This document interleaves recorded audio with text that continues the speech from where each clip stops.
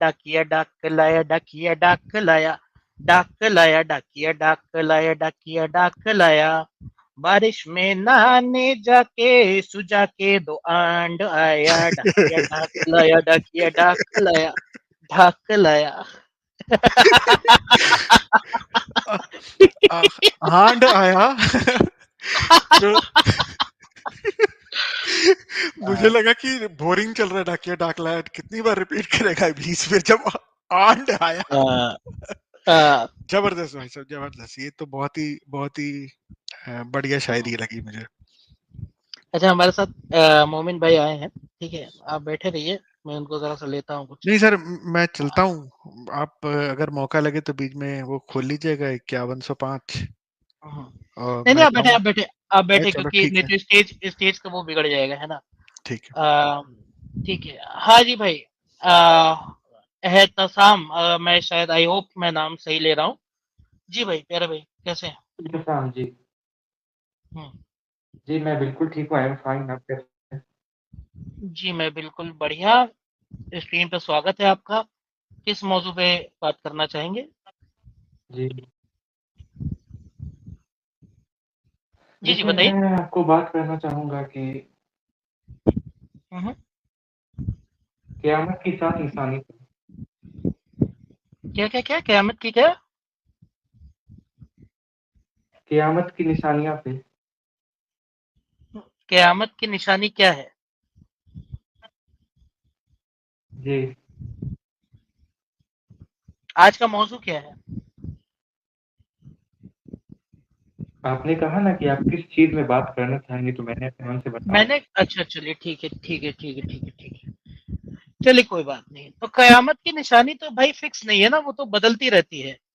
कई बार कई नहीं, निशानियां वो दी एक गई। ही है, एक ही है। लग रहा है कि आज क़यामत आ जाएगी, लग रहा है कि आज क़यामत आ जाएगी, लग रहा है कि आज क़यामत आ जाएगी। एक कोई व्यक्ति था जो अपनी तर्जनी उंगली, यानी शहादा वाली उंगली, और उसके बगल वाली उंगली उठा करके ऐसे दिखाया करता था कि मैं और क़यामत ऐसे भेजे गए हैं। ठीक है, कि जितना दूरी पहली वाली उंगली, शहादा वाली उंगली में और दूसरी वाली उंगली में है, तो उतनी दूरी मुझ में और क़यामत में है। लेकिन यकीन मानिए कि उसकी जितनी जिंदगी थी, उस जिंदगी के कई गुना साल बीत चुके हैं। अगर 63, अगर हम 1450 को डिवाइड करेंगे 63 से, let me divide and calculate and let me tell you the exact figure, ठीक है, गिव मी टाइम। 63, हाँ जी। तो ये मेरे प्यारे भाई आता है 23। तो जितनी उसकी जिंदगी थी, उसके 23 गुना बीत चुके हैं, फिर भी अभी तक अच्छा। कयामत अन करीब नहीं हो पाई है। तो भाई ये तो, जो आपका, मैं क्या बोलूं, जिसको बताना चाहिए था वो जब नहीं बता पाया कि कयामत की निशानी क्या है, तो मैं भला क्या ही बता पाऊंगा। क़यामत की मैं आपको कुछ निशानियाँ बताऊँ? झूठ ही होंगी वो, क्योंकि जब इतनी सारी झूठ निकली है। एक बार ये कहा गया था कि जो बच्चा सामने से जा रहा है, ये बूढ़ा नहीं हो पाएगा और कयामत आ जाएगी। तो वो बूढ़ा भी हो अच्छा, अच्छा, गया, सुनिए, मरकब भी गया, कयामत समझ नहीं गया। आई। फिर ये बोला गया था जुल्कलासा की, सुन लीजिए, जुल्कलासा की जो औरतें हैं, वो जब अपने तशरीफ से तशरीफे टकरा करके तवाफ करने लगेंगी, तो कयामत आ जाएगी। और तशरीफे पता नहीं कितनी टकरा रही हैं, कयामत तो नहीं आ रही है।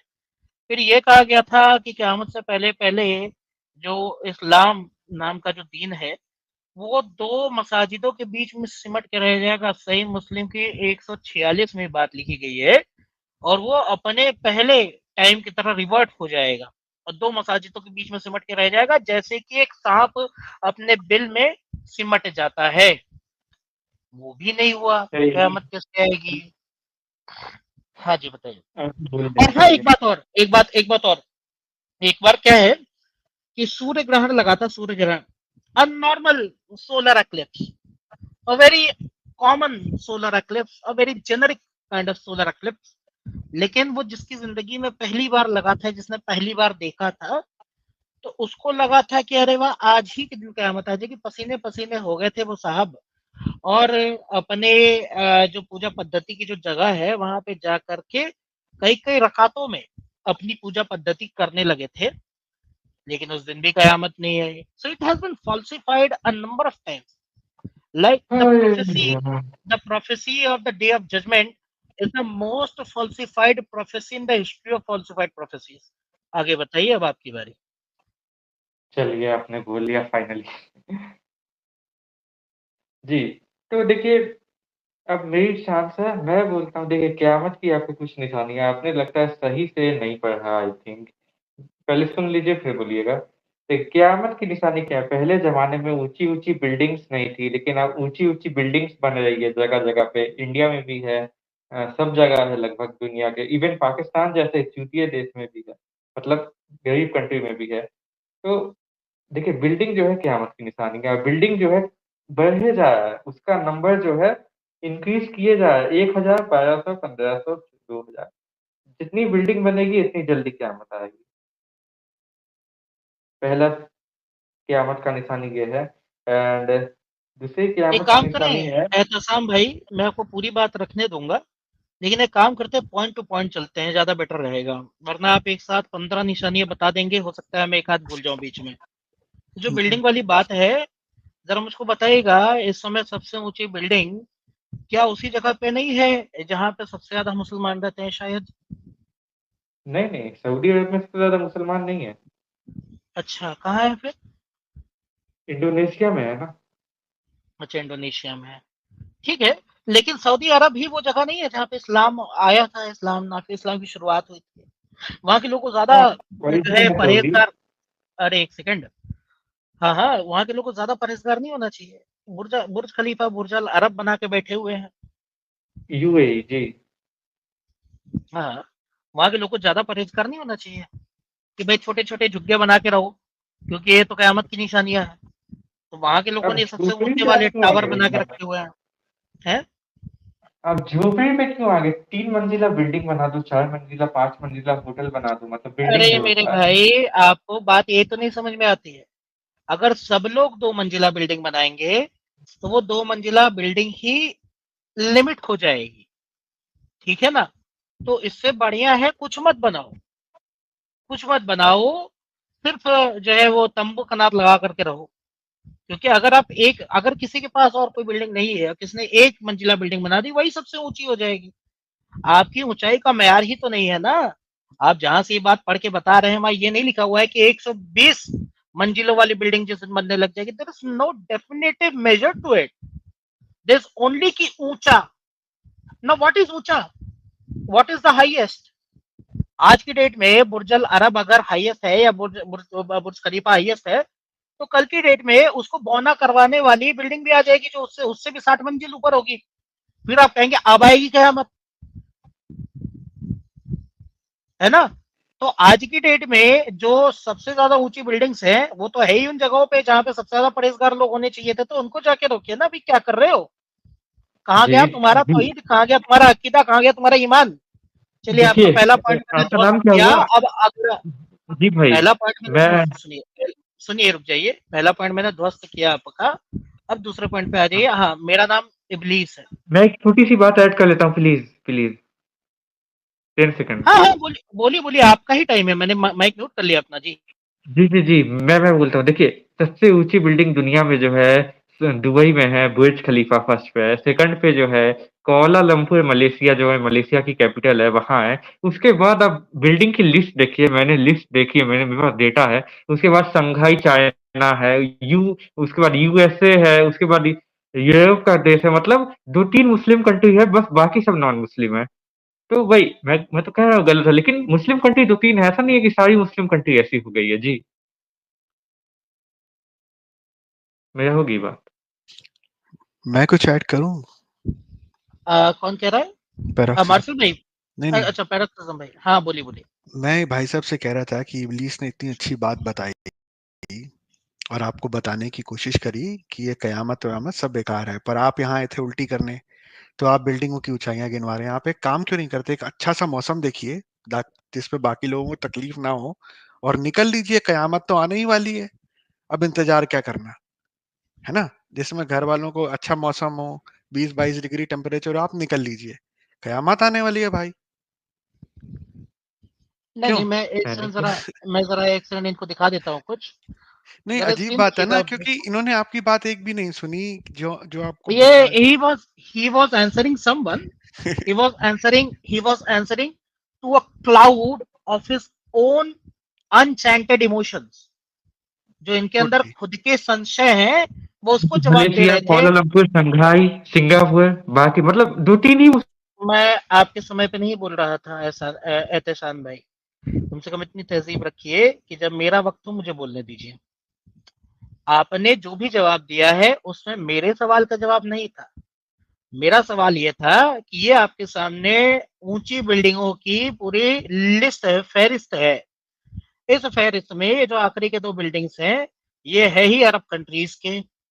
तो जहां पे मुसलमानों को सबसे ज्यादा परहेजगार होना चाहिए, क्योंकि इस्लाम की शुरुआत वहां से हुई, वही लोग परहेज नहीं कर रहे हैं। अच्छा, अगर ये निशानी ही है कयामत की, तो अब और कितना वेट करेगा कयामत लाने वाला? क्या अभी उसकी लिमिट रीच नहीं हुई है ऊंची बिल्डिंग्स की? उसको क्या जन्नत तक की बिल्डिंग चाहिए कयामत लाने से पहले, या आलसी है? अब मेरा सवाल खत्म हुआ है, मेरे सवाल का जवाब दीजिएगा। इधर उधर की जवाब देंगे तो फिर मैं यही सवाल रिपीट कर दूंगा।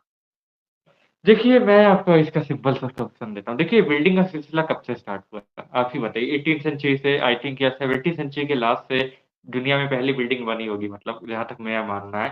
तो देखिए, बिल्डिंग का सिलसिला अभी स्टार्ट हुए कोई 200 ही साल हुआ है, 200-300 साल। तो 200-300 साल जब हुआ है, तो अभी-अभी चलेगा, 200-300 साल और चलेगा। उसके बाद जो है, लिमिट क्रॉस हो जाएगा, देन क़यामत विल कम।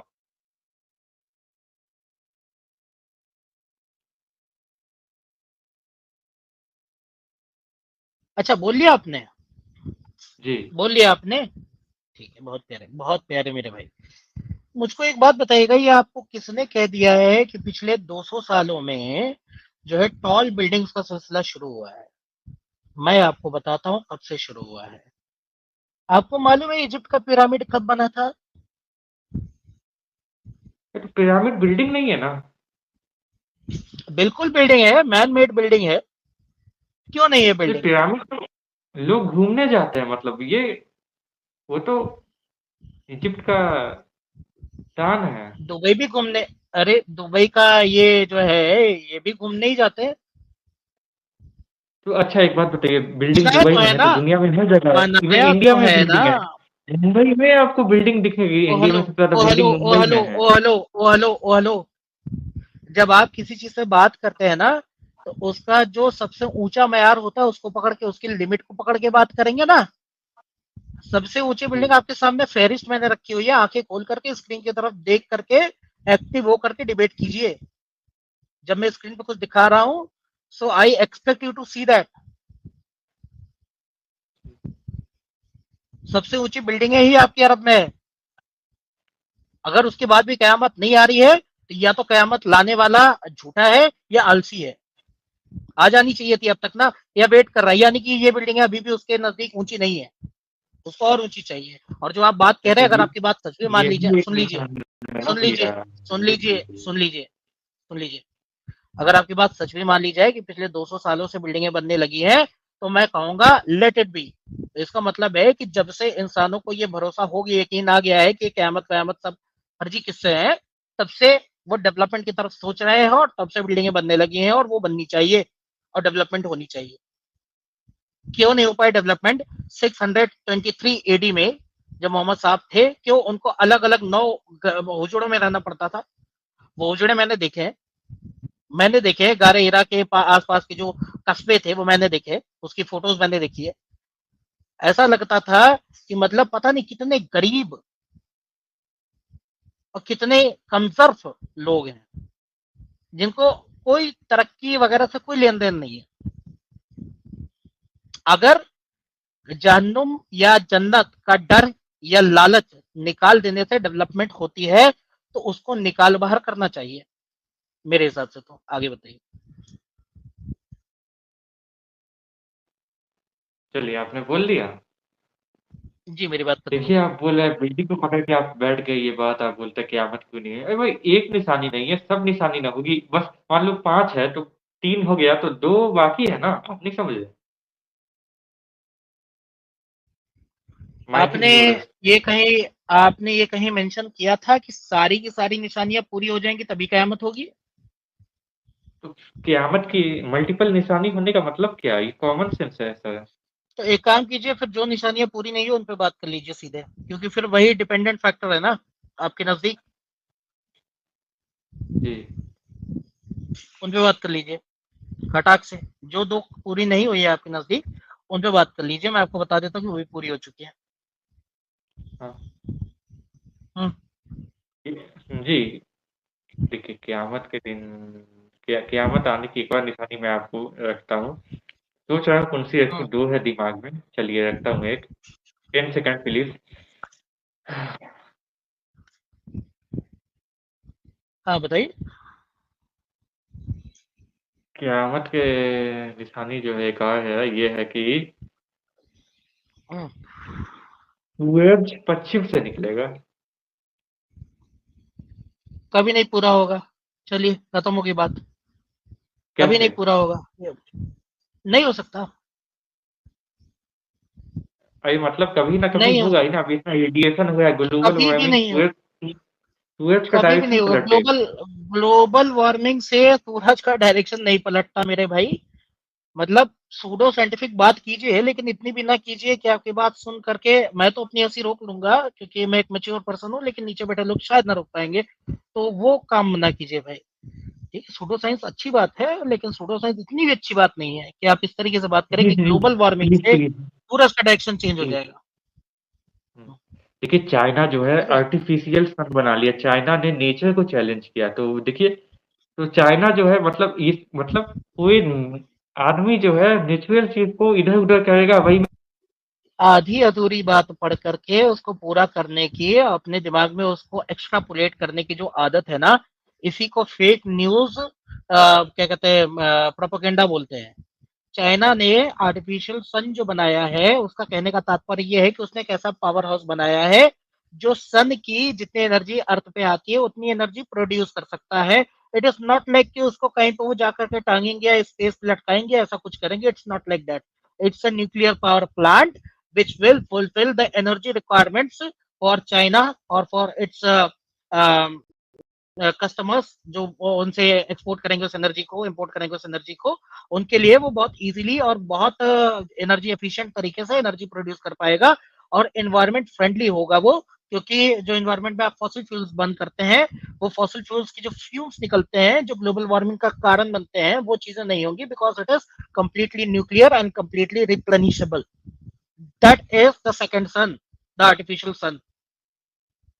एक्स्ट्रापोलेट करने की जो आप लोगों की आदत है, इसको बंद कर दीजिए। मैं यहाँ पे सिर्फ एक्स मुस्लिम कंटेंट पे स्ट्रीम नहीं करता हूँ। ठीक है, आप मुझसे इस तरीके की बात करके और सूडो साइंटिफिक बात करके नहीं जीत सकता। I am BTech ME, you get it. चलिए गॉट इट। हाँ। अब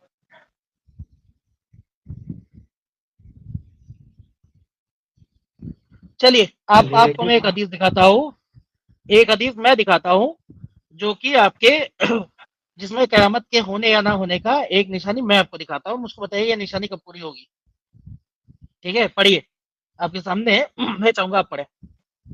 when would the last hour come, Theopan Allah's messenger, my peace be upon him, keep quiet for a while, then looked at a young boy in his presence belonging to the tribal land of Ajad Sanhaus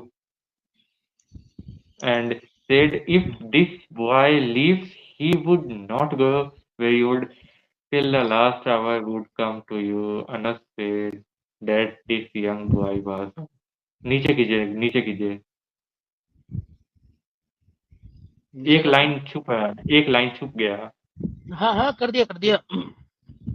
This young boy was of our age during those days. जी। और ये सही मुस्लिम की रिवायत है 2953 B. हाँ भाई, कब थोड़ा पूरी सा होगी ये? मतलब थोड़ा सा मैं हल्का-फुल्का इंग्लिश समझा हूँ मैं।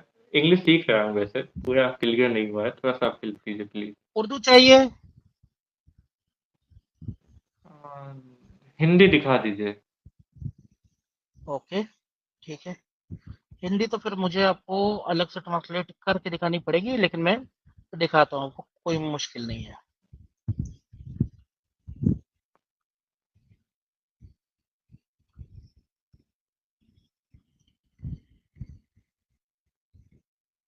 हिंदी में पढ़ना है आपको, उर्दू भी नहीं आती? नहीं, पढ़ लूँगा।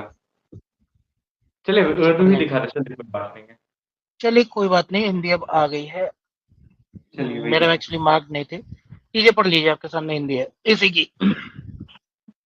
अनस बिन मालिक ने बताया, हाँ, आखिर घड़ी कब आएगी? इस पर अल्लाह के रसूल सल्लल्लाहु अलैहि वसल्लम कुछ देर चुप रहे, फिर उन्होंने अपने सामने अजद सुनाई कबीले के एक छोटे लड़के की तरफ देखा और कहा, अगर ये लड़का जिंदा रहता है तो बहुत बूढ़ा नहीं होगा, जब तक कि आखिरी घड़ी तुम्हारे पास ना आ जाए। अनस ने कहा कि ये छोटा लड़का उन दोनों हमारी उम्र का था। बहुत बढ़िया मेरे प्यारे भाई। तो ये जो छोटा लड़का था, ये क्या बूढ़ा नहीं हुआ? ये तब की बात है जब हुजूर और उनके सहाबा जिंदा थे, और उनके सहाबा आपस में देख करके सवाल जवाब कर रहे हैं, और इस छोटे लड़के की बात कर रहे हैं। अब वो छोटा लड़का बूढ़ा भी हो गया होगा, मर भी गया होगा, कयामत तो नहीं आई। यानी हुजूर ने कहा कि ये लड़का जब बुढ़ा होगा तब क़यामत आएगी। तो और किसने कहा है? ये जो शब्द इसके आसपास लगा हुआ है, ये किसके सामने लगता है मेरे प्यारे भाई? अरे किसके सामने लगता है ये? ये ज़ईफ़ हदीस नहीं ना है। सही मुस्लिम है आपके सामने दिखाया है अभी। अभी आपके सामने सबसे पहले ग्रेड ही दिखाया है। मतन से पहले तुम्हें ग्रेड दिखाता हूँ। ये लीजिए सही मुस्लिम, ये लीजिए हाईलाइटेड है आपके सामने। और बताइए, ऐसा हाईलाइट किया है पीले में कि मतलब जो ना भी देखना चाहिए उसको दिखे। हाँ भाई, कयामत ओह कब? My God! हाँ। ठीक है, वो अपने टाइम के ही लड़के की बात कर रहे हैं।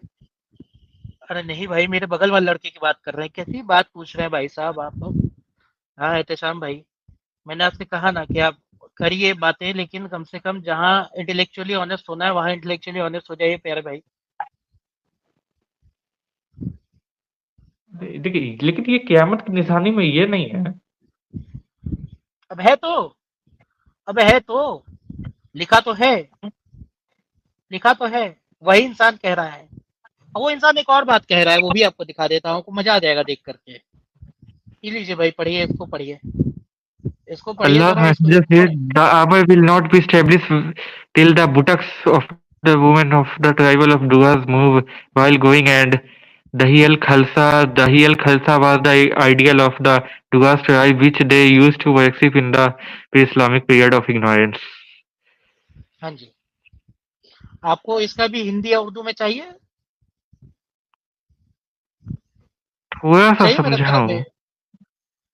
नहीं नहीं, मैं निकाल जी। देता हूँ ना आपको। मैं चाहता हूँ इसे, ये तो मतलब ये तो पढ़ना चाहिए भाई, ये तो बनता है भाई, ये तो मनी शॉट है, ये वाला तो पढ़ना ही चाहिए भाई हिंदी में, है ना? लो भाई पढ़ो भाई, पढ़ो प्लीज भाई।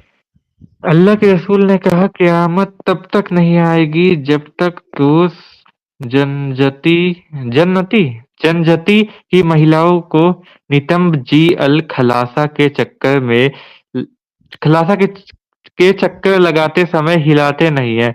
जी अल खलासा दोष जनजाति की मूर्ति थी, जिसकी वे अज्ञानता के पूर्व इस्लामी कॉल में पूजा करते थे। जी भाई, थोड़ा-सा तो शुद्ध हिंदी है यहाँ लास्ट पे में।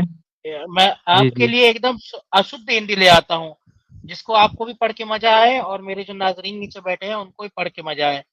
ठीक है, अशुद्ध हिंदी ले आऊं? हाँ, मतलब सिंपल वर्ड में मतलब होता है ना? जी। हाँ हाँ हाँ, बिल्कुल बिल्कुल, अशुद्ध हिंदी ले आता हूँ, ज्यादा मजा आएगा। ठीक है ना?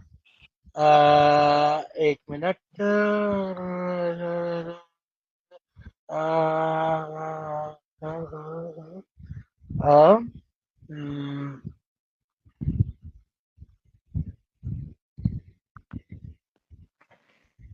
हाँ, ये रहा। तो भाई ये आपकी उर्दू है, और उर्दू यहाँ पे जो है ना आपके व्हाट्सएपिया जो इंग्लिश होती है उसमें ट्रांसलेट हो गई है। ये वही उर्दू है जो इस हदीस में थी। ये आपके सामने मैं दिखा देता हूँ, ये वही जी हदीस जी है। जी जब इंग्लिश में जी। था ये बटक्स था, और इसी को मैंने यहाँ पे यहीं से उर्दू को ट्रांसलेट किया, और इसी उर्दू को मैं लेके आ रहा हूँ, और उसको मैंने रोमन में किया हुआ है, और ये सही अल बुखारी 7116 है। और इसको मैंने आपके लिए यहाँ पे इस तरीके से किया हुआ है ताकि आप इसको पढ़ पाए और मैं भी आपको पढ़ के बता पाऊँ। तो आप पढ़िए, अगर आप ऐसी जगह पे है जहाँ पे आप ये शब्द नहीं पढ़ सकते हैं तो फिर मैं पढ़ के बताऊंगा, मुझे बड़ा मजा आएगा। हमसे अबू पढ़िए भाई। आलमीन ने हम्म, आप ही पढ़ दीजिए, चलिए आप ही को मौका दिया। चलिए ठीक है, मैं पढ़ देता हूँ। हमसे अबू आलिमन ने बयान किया, उन्होंने कहा हमको साहिब ने खबर दी, अनसे ज़ाहिरी ने बयां किया, उनसे सईद बन मसीब ने बयान किया, और उन्हें हजरत अबू हुरैरा रजियत अना ने खबर दी।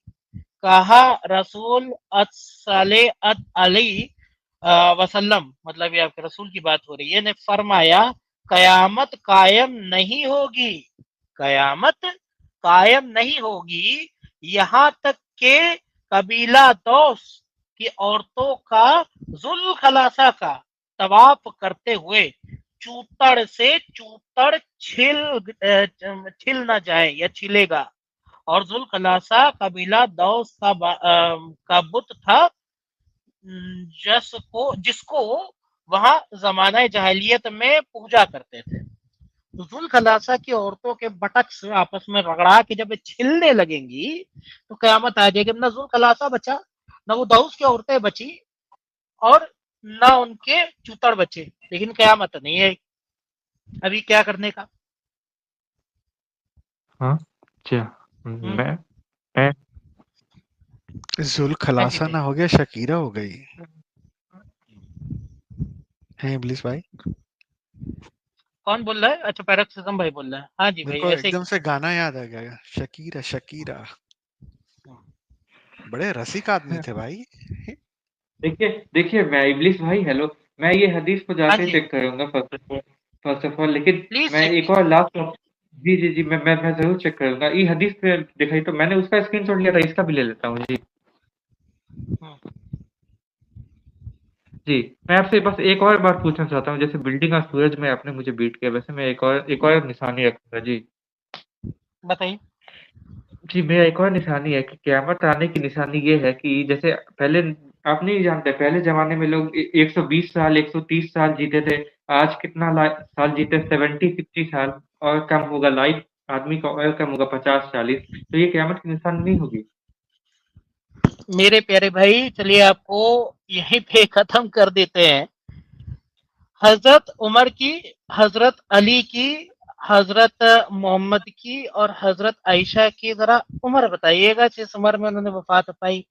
एक का तो मैं खुलेआम बता देता हूँ, 63 साल की उम्र थी जब हजरत नबी करीम मुस्तफ़ा मोहम्मद सल्लल्लाहु ताला अलैहि वसल्लम ने वफात पाई थी।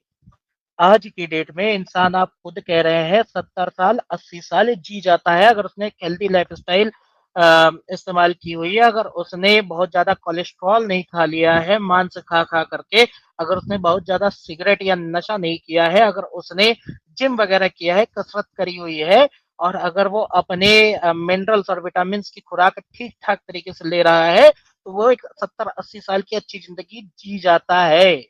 इसके अलावा हमारे सामने ऐसे ऐसे एग्जाम्पल्स मौजूद हैं जिन्होंने 99 साल, 100 साल, 105 साल तक भी जिया है, वेदर इट बी मेन और बी लेडीज। तो in comparison with the age of your companions of Mohammad, age और लाइफ स्पैन बड़ी है, थैंक्स टू द साइंटिफिक क्या कहते हैं invention and the medical equipments that we have now. जिसको अल्लाह, आपका जो अल्लाह है, उसको नहीं बचा पाता था, वो इंसान आज पेस मेकर लगा के बच रहा है। आप कहते हैं ना इंसान जिंदा करके दिखाओ, हाँ साइंस रोज इंसान जिंदा करके दिखाता है। उस इंसान को पहले मुर्दा घोषित कर देते। जो इंसान प्लेग में पहले मर जाता था मुंह से झाग फेंक के, आज वो इंसान 2 वैक्सीन लगा के जी जाता है। जो इंसान, जिन इंसानों ने आज के डेट के जो पैंडेमिक था ना, कोरोना को उसको बीट किया है, वही 1400 साल पहले होते तो कलौंजी की गोलियां खा खा करके अपनी जान दे चुके होते, या फिर 7 अजवा खजूर खा करके ये सोचते कि वो बच जाएंगे, लेकिन वो बच नहीं पाते। ये है आपका इस्लाम वर्सेस साइंस, और शुड आई से नहीं, pseudo science versus real science. नहीं। देखिए, आजकल की जैसे खाने-पीने की चीज़ में मिलावट है, कद्दू में इंजेक्शन दिया जाता है, ये है, तो ये आदमी के सेहत पे असर करेगा क्योंकि ये बॉडी में जाएगा। भाई कपड़ा में 19-20 करो, बाकी चीज़ में करो, लेकिन खाने-पीने की चीज़ में आदमी के बॉडी को हार्म करेगा, उससे जो है आदमी का हल्का-हल्का डैमेज करेगा। ऐसा नहीं कि एकदम आप ये हो जाएगा। आप भी साइंस के स्टूडेंट हैं, आप भी जानते हैं अच्छा खासा। तो पहले ज़माने में मिलावट मेरे नहीं थी, भाई तो भाई बॉडी में टॉक्सिन पूरी तरीके से भी हो और दोनों किडनियां ठीक से ना काम कर रही हो, फिर भी आदमी 15 से 20 साल डायलिसिस पे जी जाता है। मेरे प्यारे भाई, क्या बात कर रहे हैं आप? साइंस हर रोज मौत को चुनौती देता है, आंखों में आंखें डाल करके खड़ा करके बोलता है कि एक दिन और तुझको टाला मैंने। साइंस रोज मात देता है। मैंने खुद कोरोना के टाइम पे, मेरी जो मदर हैं, उनकी SpO2 35% पे चला गया था। मैंने खुद उनको मौत को हराते हुए देखा है। आपके अल्लाह की दी गई मौत को साइंस रोज हरा रहा है, आपका अल्लाह रोज हार रहा है साइंस से।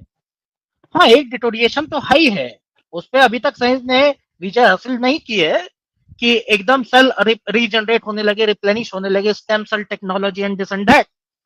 लेकिन वो दिन दूर भी नहीं है कि जब ये लाइफ स्पैन जो आज की डेट में आप 70 से 80 साल देख रहे हैं, वो कहीं 125 साल 130 साल पहुंच जाएगी, because of all thanks to the medical technology, जहां पे डेवलपमेंट हुए हैं।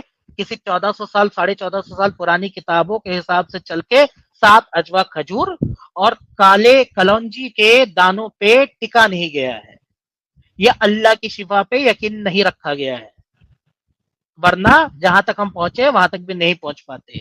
हम डायलिसिस ना कर पाते, हम पेस मेकर नहीं इजाद कर पाते, हम पेनिसिलिन नहीं इजाद कर पाते। समझ रहे हैं आप? अच्छा हुआ कि अल्लाह की शिफा पे हमें यकीन नहीं है। That's it, that's all.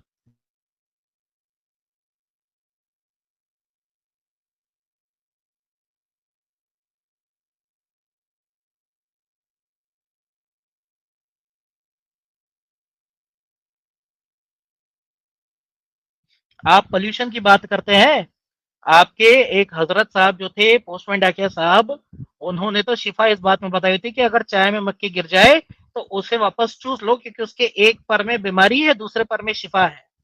ऐसी कौन सी वो टेक्नोलॉजी निकाल के लाए थे कि वो मक्खी के डेड बॉडी में शिफा ढूंढ रहे थे? दिखाऊं आपको हदीस? देखना है आपको?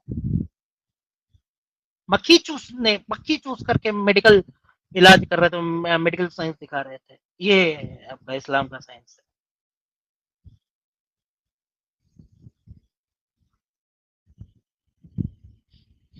हमारे साथ एक भाई जुड़े हैं जी, का भाई वेलकम है आपका, कैसे हैं आप?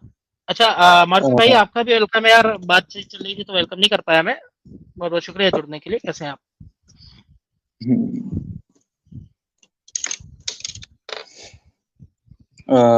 बहरहाल भैया नमस्कार। मैं आया था इसीलिए क्योंकि ये जो दूसरे वाले भाई हैं जो भी वीसी पे बैठे हुए हैं बहुत टाइम से, ये थोड़े क्रिश्चियन हैं, तो हम्म। स्ट्रीम जो है वो मोमेंट्स के ही रिलेटेड है और ये यहाँ पे कर क्या रहे हैं मुझे पता नहीं चला था, और इनका नाम जो है असली में नहीं नहीं नहीं मसाइल नहीं नहीं हिंद है। नहीं नहीं, वो जी। मुझे पता है, मैं जानता हूँ उनको, आप टेंशन ना ले। ठीक है, और आप टेंशन ना ले, बात सिर्फ इस्लाम पे ही होगी, डोंट वरी। हाँ। इब्लीस हूँ मैं, इस्लाम खिलौना है मेरा। खैर भाई। वो तो हम्म। एहतसाम भाई, दिमाग खुला आपका कुछ कि आपको वो हदीस दिखाऊं मक्खी जी। वाली? दिखाना है? देखेंगे आप मक्खी वाली? या चलिए ठीक है, मक्खी वाली हदीस दिखा देता हूँ। प्लीज भैया, अभी तो केओस भी आ गया, अभी मैं निकलूं। अच्छा, पैरासिस्टम भाई जी, बहुत बहुत शुक्रिया प्यारे भाई। हाँ भैया, अ, मैं हाँ, यहीं बैठा रहता जब तक आप मुझे ना भगाते, पर बच्चों को लेने जाना है थोड़ा सा, इसलिए। ना ना ना ना नहीं नहीं नहीं, बिल्कुल बिल्कुल, वो काम जरूरी है, वो काम ज्यादा जरूरी है। ठीक है जी। ठीक है थैंक जी, यू। ओके जी, धन्यवाद। हाँ। 5-1। 05 याद रखना जब भी मौका मिले मजाक करने के लिए। अरे हाँ, बिल्कुल बिल्कुल। नहीं, मैंने किया हुआ है, आपने शायद देखा होगा, मैंने किया हुआ है। हाँ मतलब पर वो खाली टाइम में बहुत मजा आता है ना, मम्मा चाचा चाचा मामी करने में बहुत मजा आता है।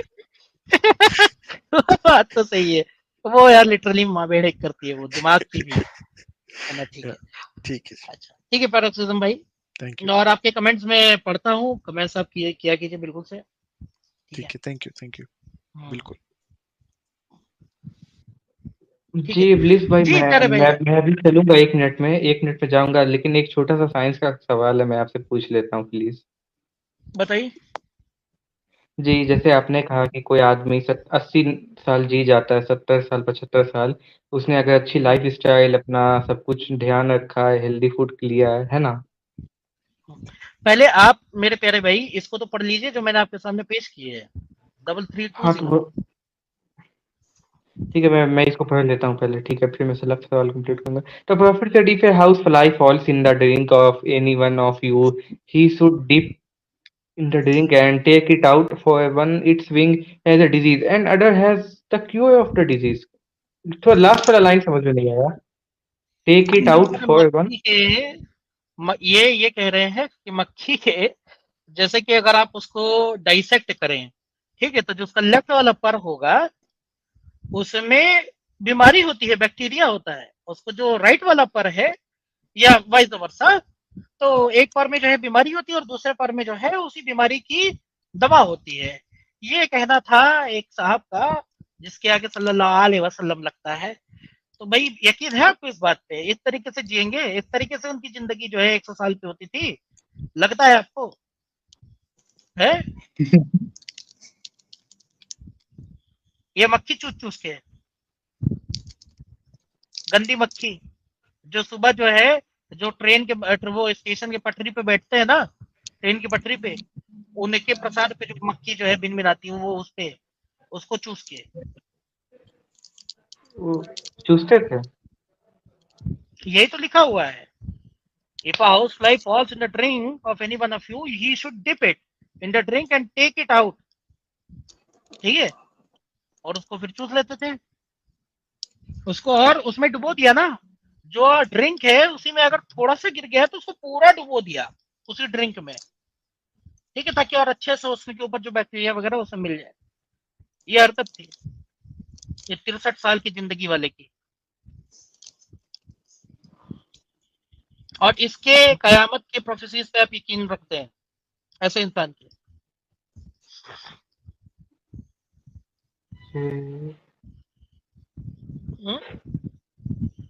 नोट लेकिन कर लीजिए, जी 3320 है।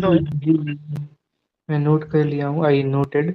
लेकिन इनकी मौत जहर खाने से हुई थी ना, मक्खी से थोड़ी ना हुई थी।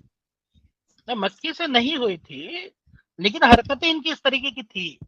वही मैं कह रहा हूँ कि जहर का इलाज तब होता ना, अगर जहर का इलाज वो करवाना चाह रहे होते। अगर आप एक अंधे ईमान पे अकीदा रख के बैठे रहेंगे कि भाई जहर लगा है, अरे मैं तो ला शक्ल इलाही का परस्त हूँ, ला शक्ल इलाही मुझको बचा लेगा, तो आप इलाज नहीं कराएंगे। और तब ऐसी सूरत हाल होगी, आप इस तरीके से अपने दिमाग में कुछ भी उलझुल हरकतें आप करते रहेंगे कि मक्खी चूस लिया, कहीं काले खजूर मिल गए वो चाट लिया, 7 अजवा खजूर खा लिए कि भाई अब तो मुझे कुछ नहीं होगा, मेरे अंदर तो अब शक्तिमान आ गया है, 7 अजवा खजूर खा लिया मुझे, अब तो मुझे कोबरा भी काट लेगा, कुछ नहीं होगा। इस तरीके की बातें हैं, ऐसी बचकाना बातें हैं। हाँ, अगर जहर भी काटा है या कुछ भी है, उसका एंटीडोट होता है, सब कुछ होता है, लेकिन आपको उसके लिए होना चाहिए कि कौन सी चीज पे यकीन रखना है। It's a chemical which is deteriorating your self from with in, so it should be treated with another chemical so that they get neutralized and your cells can rejuvenate, है ना। ये होता है मेडिकल साइंस, कि आप अपने toxins को आप न्यूट्रलाइज करते हैं ताकि आपके सेल जो है वो वापस रीग्रो कर सके। वो तो उन्होंने किया नहीं, तो जो खैबर में उनको जहर मिला था, तो सोचते रहे कि मैं नमाजें पढ़ता रहूंगा और उसका इलाज होता रहेगा, तो हो गया इलाज है, फिर 63 साल में निकल लिए।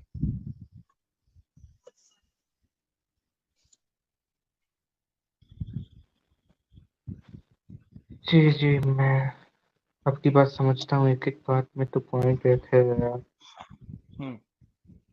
वाकई में।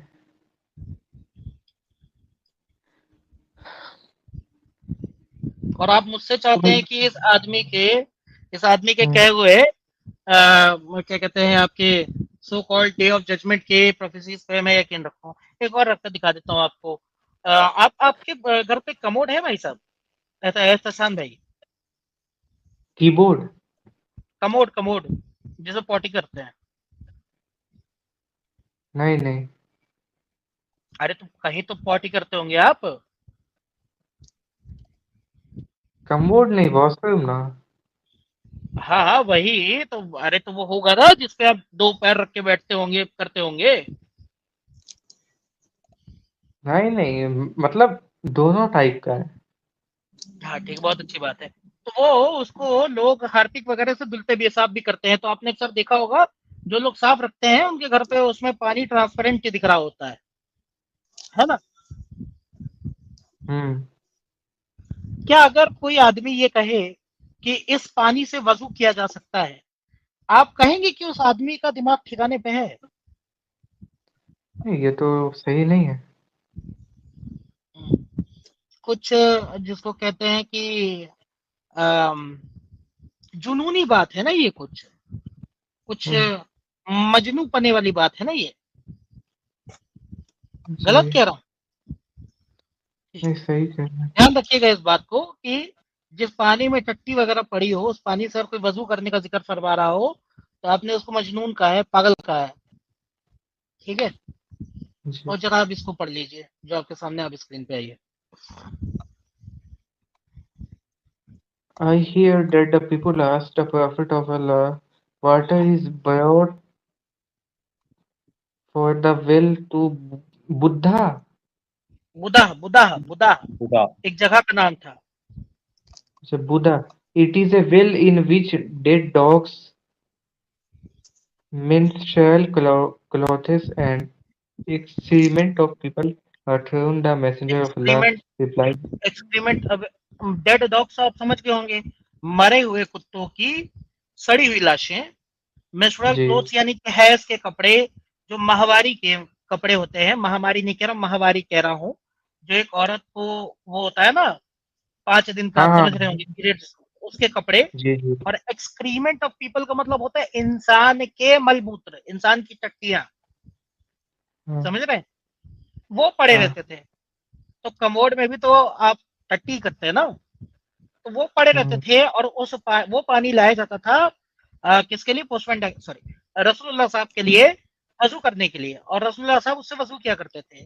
और फिर वो ये भी कहते थे कि ये पानी साफ है, ये पानी गंदा नहीं होता। अब आप सोचें कि जो है, नहीं नहीं नहीं, वो ये कहते थे कि पानी साफ है, पानी किसी भी चीज से गंदा नहीं होता। अब जबकि ये कुएं का पानी आप जानते हैं कि ठहरा हुआ पानी होता है। और कमोड जो कि आप डेली साफ करते हैं हार्पिक डाल के, उसके पानी से भी आपको अगर कहा जाए वजू कर लो, नहीं करना चाहेंगे आप। लेकिन ये इंसान तो कर रहा था भाई। अब इस इंसान की प्रोफेसीज पे भरोसा करके बैठे हम। जी, लेकिन सुना हूँ मैं, रसूलुल्लाह जिस चीज को छूते थे वो पाक हो जाती थी। तो ऐसे अगर पानी से अगर आप उस वक्त पे होते और बुदा का कुआं जिसमें कि मरी हुई कुत्तों की सड़ी हुई लाशें, बांस मारती हुई लाशें, और पीरियड्स के कपड़े, और इंसान की टट्टियां पड़ी हुई है, और उसमें अगर उस समय आपके सामने ही रसुल्लाह ने पानी छू दिया, आपको दिख रहा है कि वो पानी में अभी भी वो चीजें पड़ी हुई हैं, उसकी उनके सिर्फ कह देने मात्र से आप कर लेते वजू उससे।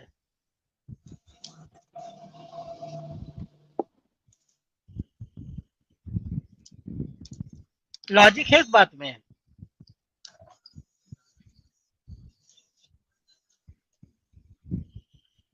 लॉजिक है भाई इस बात में? और अगर जिस चीज को छू लेते थे वही पाक हो जाता था, तो जो खैबर में उनको गोश्त का टुकड़ा दिया गया, उसका जहर क्यों नहीं पाक हो गया भाई? उसका जहर भी पाक हो जाना चाहिए था, फिर तो मौत आनी नहीं चाहिए थी ना उनको। खैबर में गोश्त नहीं, जहर दिया गया ना। यहूदी ने हाँ, यहूदी ने तो जहर दे के गोश्त मार को दिया। उन्होंने, अरे तो गोश्त को उन्होंने अपने हाथ ही तो पकड़ के खाया होगा। अच्छा, रसूलुल्लाह को गोश्त पका के दिया, वो खाए? हाँ वो खाए, अपने हाथ में ही पकड़ के खाया होगा ना। अब आप ये कह रहे हैं कि जिस चीज को वो छू देते थे वो चीज पाक हो जाती थी, साफ हो जाती थी, तो वो जहर भी पाक हो जाना चाहिए था ना, फिर उस जहर का असर ही नहीं होना चाहिए था। तो असर तो हुआ ना, मरे ना उसी जहर ये से वो। ये हदीस देखा का नंबर दे दीजिए मेरे को प्लीज। मैं इसका भी नंबर देता हूँ और आप ये 3 होमवर्क लेकर के जाइए, स्टडी अपनी करके आइए, फिर अगली बार बात करते हैं, क्योंकि एक साथ दे देंगे तो ओवरलोड हो जाएगा। ये नहीं नहीं अबू दाऊद नहीं 7 है, नहीं, जी जी अबू दाऊद की 67 है, इसको भी ले लीजिए और देखिए इसमें क्या-क्या चीज़ें मैं थोड़ा और बता देता हूँ आपको डिटेल में। तो ये कपड़े पड़े रहते थे और उस कुएँ की लंबाई और ऊँचाई भी यहाँ बताई गई है कि डेप्थ ऑफ द वेल, तो डेप्थ ऑफ द मतलब जो गहराई थी कुएँ की, वो आपके नाक के बाल तक पहुँचती थी। जो नीचे वाले जो प्राइवेट पार्ट के ऊपर जो आपके बाल नहीं आते कमर के पास, जिसको जड़ से कुछ कहते हैं, वहां तक हम्म उसकी ऊंचाई आती थी। यानी अगर आप कुएं में खड़े हो तो बस वहां तक पानी आए।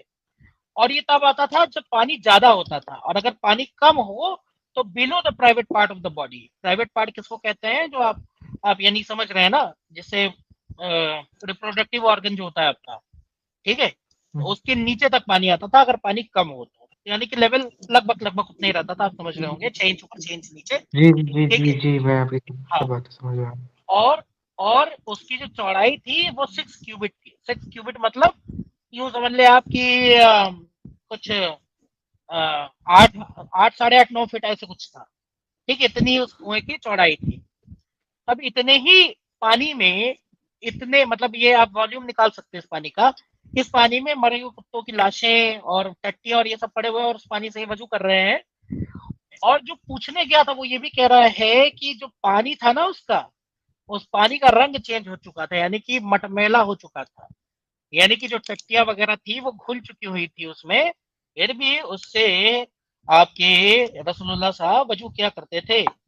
और ये सही ग्रेड की हदीस है, सुनन नबी दाऊद 67। स्क्रीनशॉट इसका भी लीजिएगा और बाकी 2 हदीसों का भी आप नहीं तो वापस स्क्रीन चला के देख जी लीजिएगा जी, मैंने और सबको जाके नोट इसका किया है।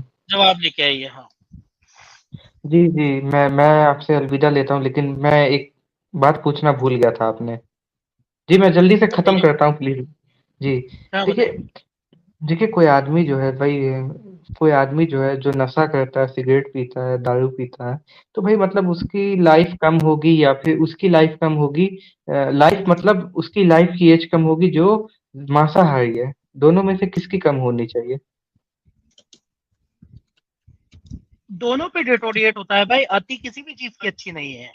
इनफैक्ट अगर आप मैं- डॉक्टर से पूछेंगे, सुनिए मेरी बात, इनफैक्ट अगर आप डॉक्टर से पूछेंगे तो इन लिटिल अमाउंट, अगर आप वो ले रहे हैं, आपका वाइन ले रहे हैं, तो वो भी हार्ट के लिए अच्छी बताई गई है।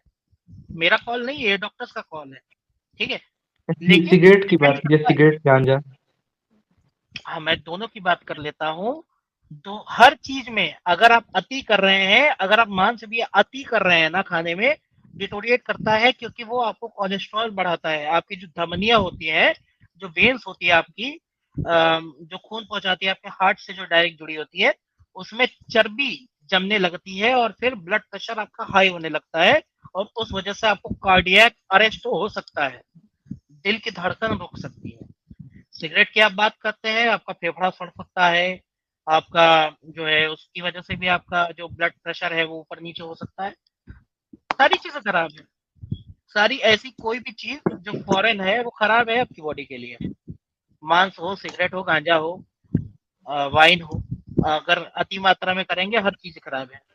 कम मात्रा में भी नहीं करनी चाहिए, लेकिन इस तरीके से कि भाई एक चीज को आपने हराम ही कह दिया लेकिन दूसरी चीज को आप दबा के खा रहे हैं, वो भी नुकसान करेगा। जी जी, हम्म, चलिए जी। हम्म।